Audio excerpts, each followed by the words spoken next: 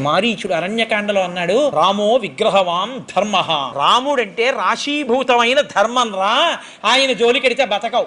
ధర్మం జోలికెడితే ఎలా పాడైపోతావో రాముడి జోలికెడితే పాడైపోతావు. నా మాట విను రావణ. ఒక్కసారి కొట్టాడు నన్ను బాణం పెట్టి. ఆ రోజు నుంచి ఎవరైనా నా దగ్గరికి వచ్చి రా అంటే తర్వాత మా అంటారేమో అని పారిపోతుంటాను. ఇన్ని చెప్పాడు కానీ ఆయన విన. కాబట్టి రాముడే ధర్మము, ధర్మమే రాముడు. రాముడు అడుగు తీసి అడుగు వేస్తే ధర్మం. అందుకే రామాయణంలో తీర్పు ఎక్కడొచ్చిందో తెలుసా అండి? గురువుల్ని సేవించి గురువుల యొక్క అనుగ్రహాన్ని పరిపూర్ణంగా పొందినవాడు రాముడు. అందుకే రామరావణ యుద్ధం గురించి చెప్తూ మహర్షి అన్నారు, రామరావణయోరివా అన్నారు. సాగరానికి సాగరమే ఉపమానం, రామరావణ యుద్ధానికి రామరావణ యుద్ధమే ఉపమానం, ఇంకొక ఉపమానం లేదన్నారు. అటువంటి యుద్ధం జరుగుతున్నప్పుడు దేవతలతో సహా వచ్చి పైన నించున్నారు. రావణుడు చచ్చిపోతే బాగుండు, రావణుడు చచ్చిపోతే బాగుండు. ఎందుకు వాళ్ళకి ఆ కర్మ? ధర్మం తప్పాడు కాబట్టి.